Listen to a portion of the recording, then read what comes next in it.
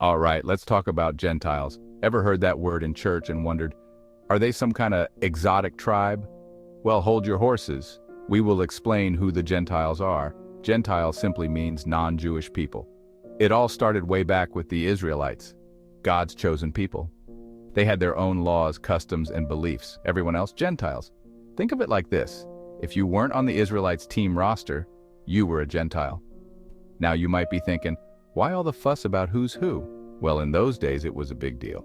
It determined who you hung out with, what you ate, and even how you worshipped. But don't go thinking it's all ancient history. The story of the Gentiles helps us understand the Bible better, and it teaches us about acceptance and God's love for everyone. You see, the term Gentile isn't just a relic of the past. It's a reminder of how diverse the world has always been. Back in biblical times, the distinction between Jews and Gentiles was significant. It shaped communities and influenced daily life.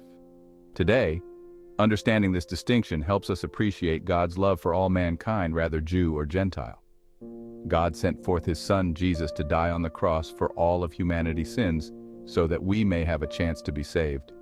And that's something worth celebrating. Back in the day, there was some serious tension between Jews and Gentiles. It was like that fence between neighbors, nobody crossing it without some raised eyebrows.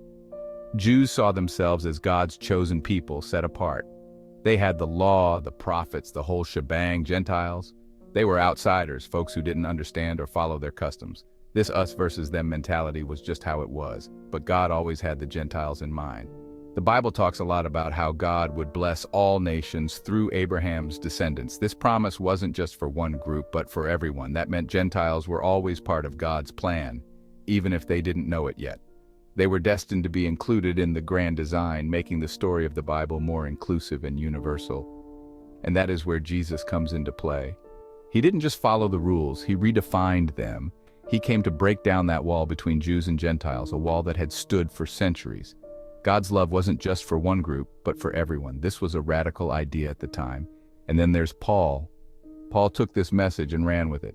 This guy was like a spiritual bridge builder, connecting people from all walks of life. He traveled all over, preaching the good news to Gentiles, people who had never heard of Jesus before. He said you didn't have to become Jewish to follow Jesus. Faith was all that mattered. This was revolutionary. It changed everything. It meant Gentiles could be part of God's family too.